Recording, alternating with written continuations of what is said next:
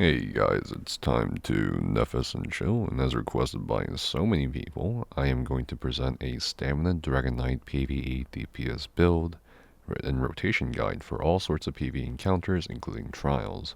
I'll be going over the primary setup with the help of InquisitorMordrak, who's hit 121k DPS on the raid dummy, along with alternative setups for different scenarios that you could think about, and then I'll be going over the actual rotation itself, with Mordrak's dummy parse.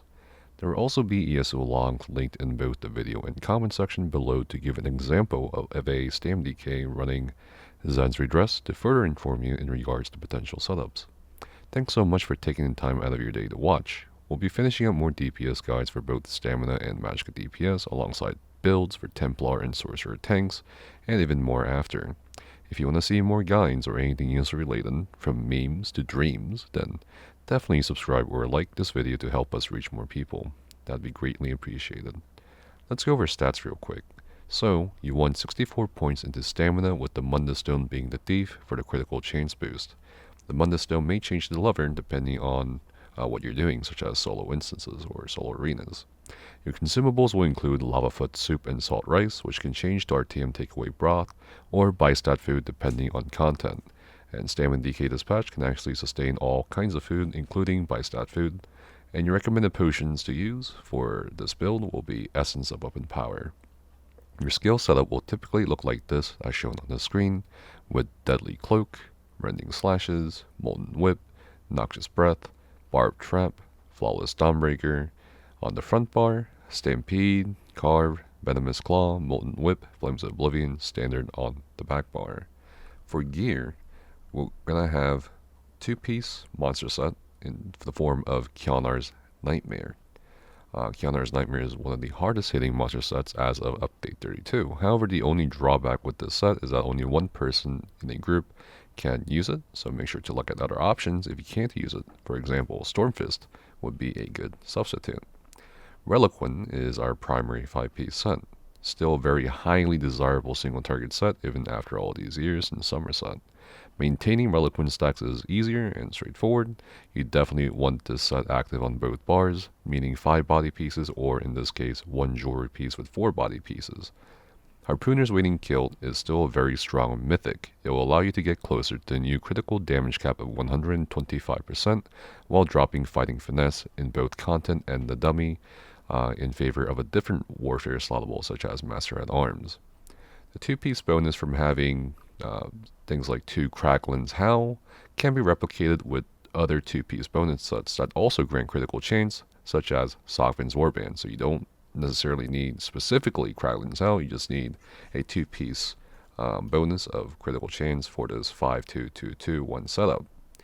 And of course, let's talk about the weapons. We do have perfected or non-perfected in some cases, Black Rose Dual. We do have Nirnhoned Dagger on the main hand and then Charge Dagger on the offhand.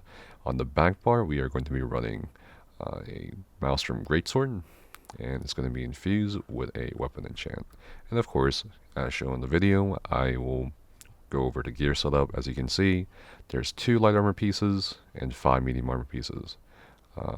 Most Stam right now can sustain 2 light armor pieces, even on dummy, so that's something to consider, especially since you want to avoid using maces, as penetration is still in demand, but daggers still offer more with their critical chance rating. Thus, the light armor will be provided via the concentration passive.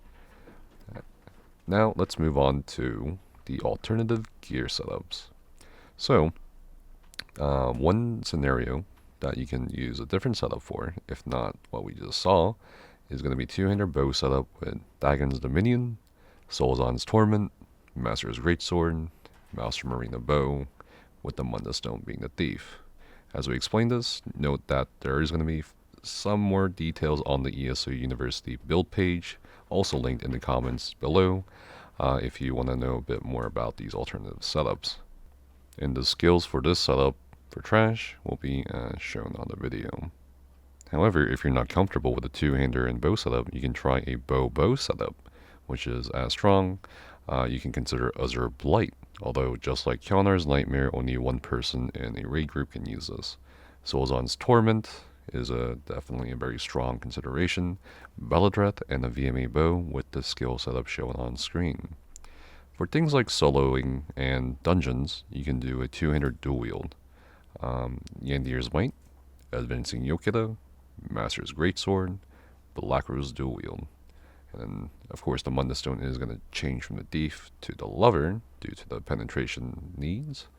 And lastly, an arena setup could look like a dual wield / bow setup with the sets of Leviathan, Solzon's Torment, Ring of the Pale Order, which is very, very strong, and One Piece Crag, and VMA Bow, along with the skill setups shown on the screen.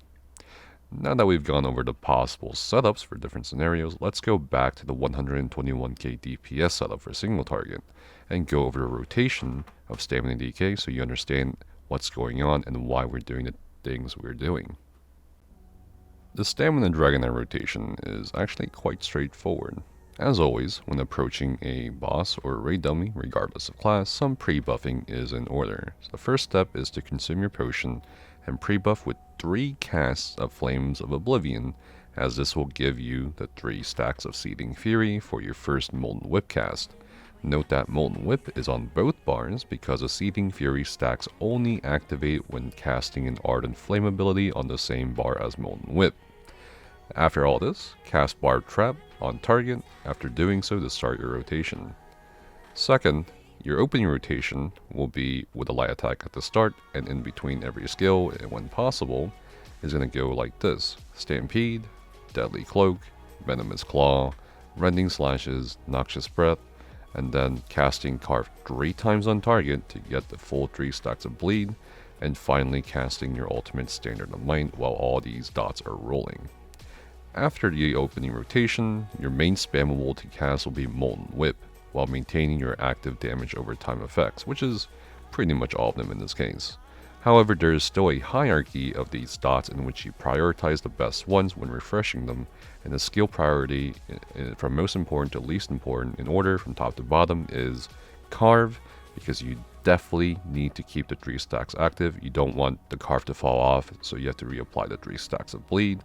And the second dot would be Stampede, Deadly Cloak, Flames of Oblivion, Venomous Claw, Barb Trap, Rending Slashes, Noxious Breath, and a Standard or Dawnbreaker in this case. And of course your spammable is going to be Molten Whip in between all this, and being the least priority. Ideally, your ultimate's rotation will go Standard of Might at the start, Flawless Dawnbreaker in the middle, and then Standard of Might for a very strong execute.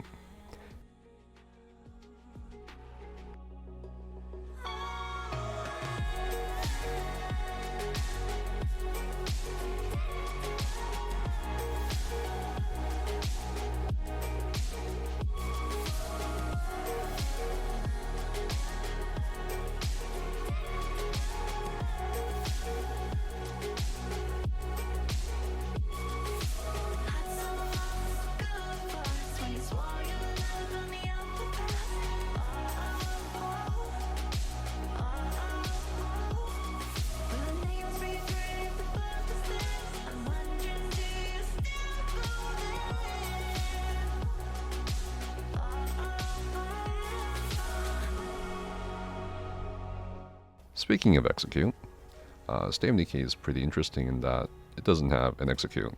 However, you still have a order of rotation when you approach a certain percentage. For example, you probably want to stop using Flames of Oblivion and Barb Trap at 10% of the target health, and then at about 7% of the target's health, stop using Noxious Breath and Venomous Claw. After that, you want to drop every single damage over time skill at about 3% of the target health, and only cast Molten Whip. Well, hopefully you learned a thing or two about Stamina Dragonknight for the Update 32, otherwise known as the Deadlands DLC patch. Again, really appreciate you guys watching this video. Hopefully you learned something. If you have any questions, definitely ask in the comment section down below, or join the ESO University Discord. And again, stay safe, have fun, and see you guys next time.